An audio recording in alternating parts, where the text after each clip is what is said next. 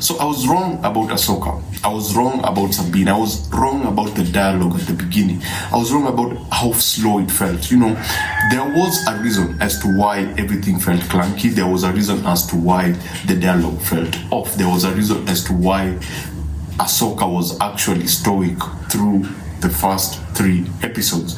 And the simple reason is that her outfit was not bleached. Now that her outfit is bleached, she's a whole different person. Anyway, I'm kidding. This was a fantastic episode. I love what they did. I love the fact that now everything kind of makes sense with Ahsoka, and the fact that now we are looking at after Ahsoka completes her training, we see a totally different person. We see an awesome individual. We see an individual that I would like to follow. And so I had, at that point, I got to see the Ahsoka that I thought and I expected from this show. Now, in terms of direction, this is one of the best directed episodes so far.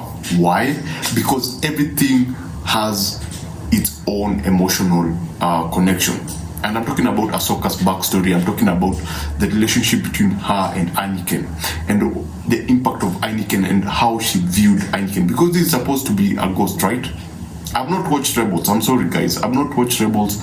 I'm not into the Star Wars lore. Now, one thing that actually really worked was the cinematography, and this is something that has cut across all the episodes. They really have like super good cinematography, and I keep saying, I can't wait to see this with those Apple Vision Pro things, because just the way the cinematographer applies, scale, especially in this particular episode, it's pretty awesome with the space whales and the relationship in terms of scale between the space whales and the ships. Those small details actually just make for like excellent pictures.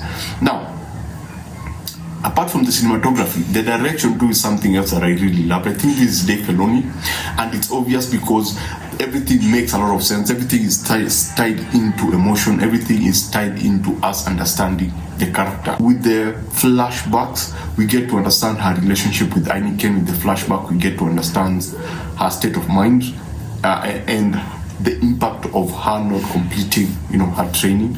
And now that actually makes sense. Now that connects with Sabine. I understand why she behaved the way she behaved. Now I understand her relationship with Sabine. I understand why it was the way it was. I understand why she was just building walls between her and Sabine. And so yeah, I really love this episode. The other thing is the music. I don't know who did the music, but the music is fantastic. It's familiar, but yet uniquely its own thing, and it actually elevates moments. There are moments here that a tune will just play and you'd go like, that's perfect. That is just well timed. So yeah, this is a good episode. I'm still stuck on the visuals. I feel that this is a testament on how storyboard artworks and pre-visualization can actually be utilized when it comes to the final product, because again, like every other episode, this just felt like a concept art in motion, with the space whales. And I love the way that the space whales were utilized. When they were introducing the previous episode, you'd think like, they're just doing that for aesthetic reasons, they're just doing that to show how dynamic this particular planet is, but they actually made use of the space whales.